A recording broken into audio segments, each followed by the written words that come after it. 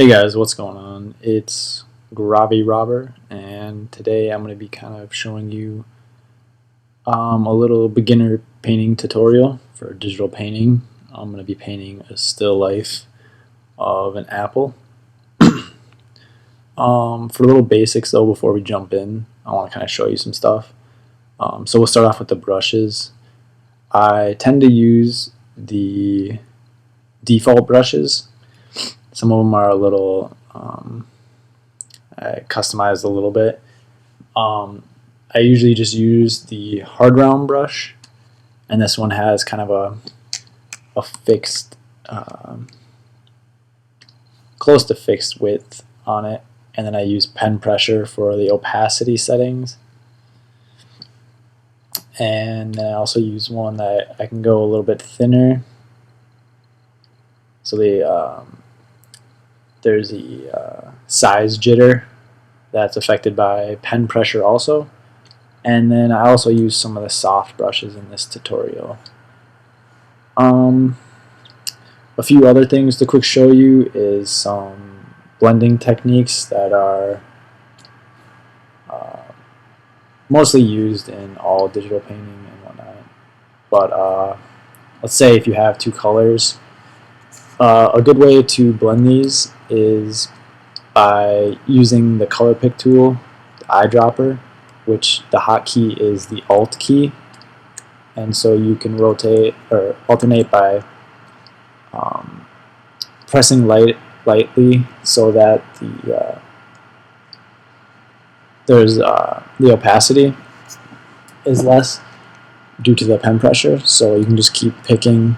So you can pick some of the orange, use the Alt key, stroke over, blue, Alt key, back and forth till you have a pretty smooth gradient.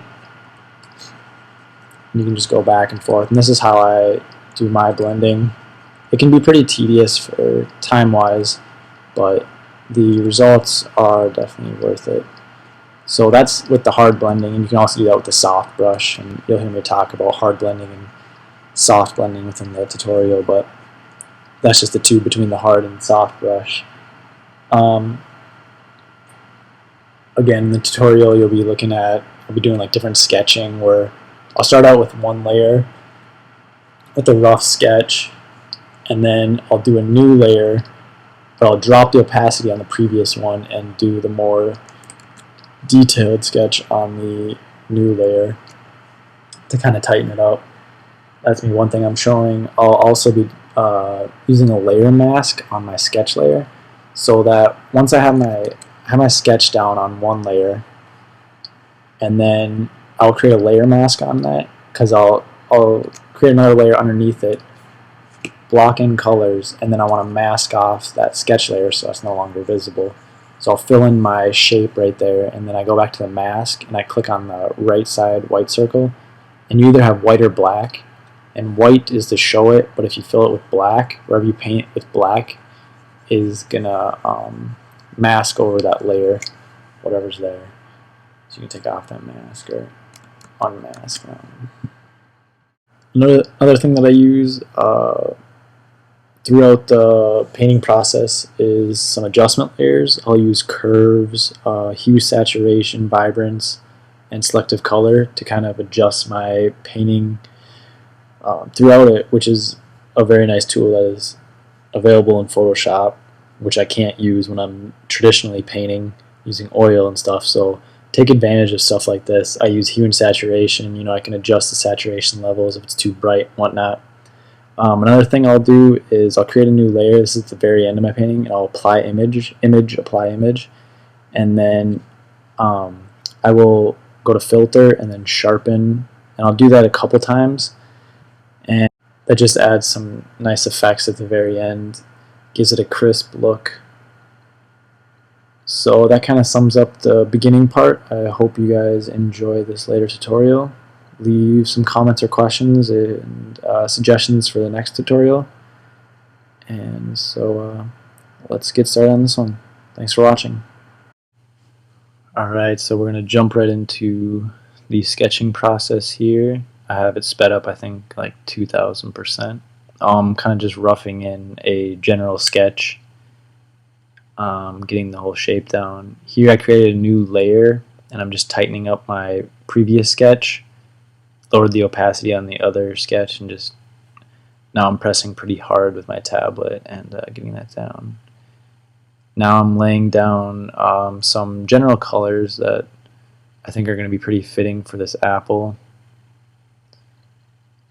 There, I'm blocking in just the shadow. I'm just trying to cover up all the white of the canvas just so I don't have any of that showing through.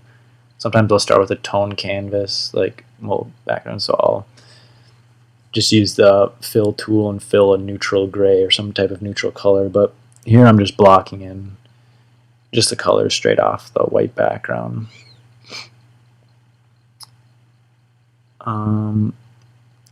This apple is sitting right in front of me, about a foot away, which I highly recommend using an apple or some other still life that is actually in front of you rather than something that you found online through Google. Images aren't going to give you the best quality of color because photography isn't that advanced that it can capture every single color that your eye will be able to see as it is in person, so you'll be missing out on a lot. So I have a nice light source set on my apple and it's sitting kind of on the corner of my desk, and that's what I'm using as a reference. There I was just blocking in a lot of the shapes using a pretty large brush. I do sometimes create a new layer, then I apply image and I dodge and burn it, kind of bring out the contrast. I sometimes create a curves level in the adjustment layers and boost up the contrast and mess around with that a bit. I mean, you are using Photoshop if you are digitally painting, obviously, or another type of program, so don't feel bad about using different tools and stuff, because as an artist, I mean, use what tools are available to you. There's no real limits and nothing like that, but then again, don't be tracing and using the eyedropper tool on your colors, because obviously you're not going to improve or learn anything from that way. So yeah, I'm using a hard round brush and just blocking in, was blocking a lot of the colors. Now I'm kind of tightening it up. I'm doing a lot of hard blending here, using the Alt key, as I said earlier, and stuff for blending. Now I'm going in with a softer brush, doing some soft blending, just because you don't want every single edge to be super hard and crisp, but yet again, you don't want every single edge to be soft, so you kind of have to find a good happy medium between that. But I'll be doing the soft blending here, and then I'll go back in and do some more hard blending around that. There, I'm tightening up the shadow, but keep in mind, don't use straight black when you do your shadows. The darker color that I'm using there is, I think some of them are a darker reddish, darker brown color. Sometimes I use a darker green on the apple here, just that it's the complement of the red of the apple. Here I'm just tightening up some of the edges, starting to go kind of into the detail, zooming in quite a bit and slowly, progressively decreasing the size of my brush, because you don't want to start out on a piece with a tiny pin-sized brush and have all these tiny brush strokes. You want to start out with a large brush, work down to the smaller size as you get closer to the details. With these details, I'm kind of keeping in mind the general shape of the apple, and I kind of keep my brush strokes going along with that. Keeps the form, keeps the shape, gives it some volume.